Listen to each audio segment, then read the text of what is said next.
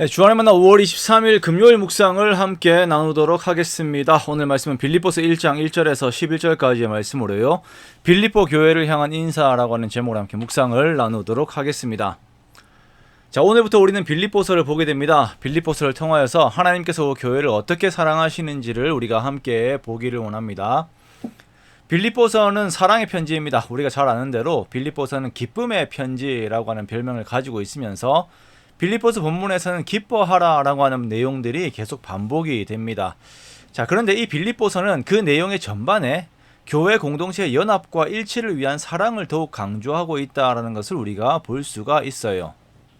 자, 이렇게 사도 바울은 빌립보서의 전체 부분들에서 그들에 대한 사랑과 사모함에 대한 감정을 표현을 하고 있습니다. 자, 우리가 먼저 빌립보서를 보기 전에 그렇다면 이 빌립보라고 하는 교회가 아니라 도시가 어떤 곳인지를 한번 보도록 하겠습니다.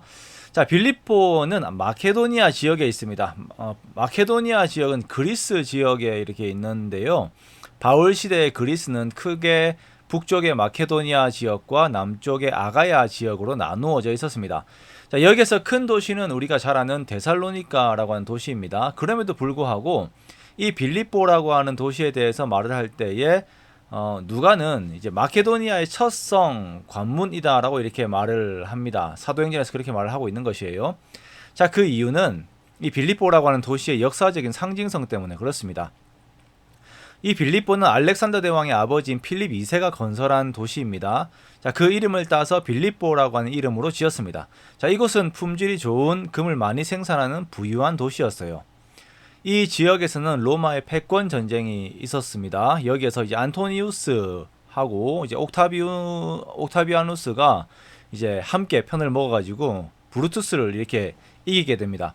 브루투스는 이제 시저를 암살한 사람이죠. 시저가 자기 양자처럼 여겼던 사람인데 이제 배신하고 막 암살했던 그런 사람입니다. 여기에서 이제 안토니우스와 옥타비아누스가 이겨요. 그리고 또 안토니우스와 옥타비아누스의 이제 싸움이 있어서 결국은 옥타비아누스가 이기게 됩니다. 자, 이 전투들 이후로 빌립보라고 하는 도시가 더욱더 확장이 되어요. 그리고 이것은 로마의 퇴역 군인들이 정착하는 그런 도시가 됩니다. 자, 그래서 이 빌립보는 다른 어떤 도시보다도 로마의 색깔이 아주 강한 도시가 됩니다. 이러한 곳에 바울이 복음을 전하게 되는 것이죠. 바울은 본래 빌립보 지역에 대한 전도 계획이 없었습니다. 그가 소아시아에 세운 교회들을 다시 돌보는 사역을 하기 위해서 2차 전도 여행을 갔을 때에 환상 중에 마케도니아 사람이 나와서 자신들을 도우라라고 이렇게 말하는 것이 나오죠. 그 환상이 하나님의 뜻임을 안 바울은 마케도니아 지역으로 넘어가게 됩니다. 자, 이렇게 유럽 전도가 시작이 되는 것입니다.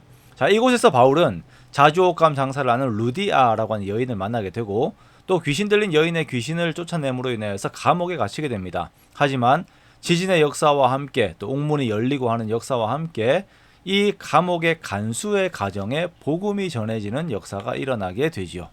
자, 이렇게 세워진 빌립보 교회는요, 바울에게 있어서 아주 특별한 교회가 됩니다. 또한 빌립보 교회가 힘들 때 예루살렘 교회가 힘들 때에 마케도니아 지역의 교회들이 구제 헌금을 하였는데요. 그 중에서도 대표적인 교회가 빌립보 교회였을 것이다 라고 추정을 합니다. 그리고 바울을 끝까지 후원하며 도왔던 신실한 교회였습니다. 자, 이 빌립보서는 바울이 옥중, 즉 이제 가택연금 중에 보낸 편지가 됩니다. 자, 바울이 빌립보 교인들에게 인사할 때에 그들을 위한 기도가 기쁨의 기도가 된다라고 말씀을 하고 있습니다. 이 이유는 빌립보 교회가 첫날부터 지금까지 복음을 위한 일에 참여하고 있기 때문입니다. 자, 오늘 본문 5절에서 이렇게 말씀을 하고 있습니다. 그리고 바울은 이 일이 빌립보 교인들의 힘이 아닌 그들 가운데에서 착한 일을 시작하신 성령께서 예수님이 오실 때까지 그 일을 이루시게 하실 것이다 라고 이렇게 말씀을 하고 있습니다. 자, 작은 로마라고 불리던 빌립보의 교회가 세워지게 되고 그 지역의 사람들이 예수 그리스도의 복음을 받아들이게 되자 이들이 변화가 되어요.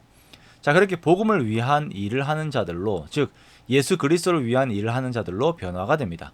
자, 이것을 두고 바울은 이제 자신과 상황이 같다, 자신과 같으니까 바울처럼 빌립보 교인들도 은혜에 참여하는 자가 된 것이다 이렇게 말씀을 하고 있습니다. 자, 이렇게 그리스도 안에서 하나 된 바울과 빌립보 교회는 사랑으로 묶여 있어요. 그래서 바울은 예수 그리스도의 심장으로 빌립보 교인들을 사모하고 있다라고 이렇게 고백을 하고 있습니다. 예수님의 은혜로 변화된 자들이 서로를 향하여 사랑하는 것은 너무나도 아름다운 일입니다. 그리고 이 사랑은 계속적으로 자라며 열매를 맺어야 합니다. 바울은 빌립보 교회를 위해 이것을 기도하고 있습니다. 9절부터 보면 하나님께서 너희 사랑을 지식과 모든 총명으로 점점 더 풍성하게 하심으로 빌립보 성도들이 지극히 선한 것을 분별하고 진실하여 예수님이 다시 오실 때까지 허물 없이 이루고 예수님으로 인하여 의의 열매가 가득하여 하나님의 영광과 찬송이 되기를 원하고 있습니다. 자, 본래 이 세상 로마의 사람들이었지만 이제 하나님 나라의 백성이 되어서 그 나라에 속한 자의 삶을 살아가되 더욱 하나님의 영광이 되는 열매를 낳는 자의 삶을 사는 것, 이것이 빌립보 교회를 향한 바울의 기도가 되는 것이죠. 자, 우리가 하나님께 원하는 그 기도의 내용들이 이러한 것들이 되기를 원합니다. 우리가 옛사람의 모습을 그대로 가지고 가는 것이 아니라 그리스도 안에서 계속 변화되어 하나님께서 기뻐하실 만한 열매들을 맺는 우리가 되기를 원합니다. 하나님께서 우리를 부르신 그 뜻대로 더욱 복음에 합당한 열매를 맺기에 힘쓰고 기도하는 우리가 되기를 원합니다. 그렇게 오늘도 주의 은혜를 입은 자들로서 복음 안에 더욱 거하는 저와 여러분의 복된 삶들이 되시기를 주님의 이름으로 축원합니다.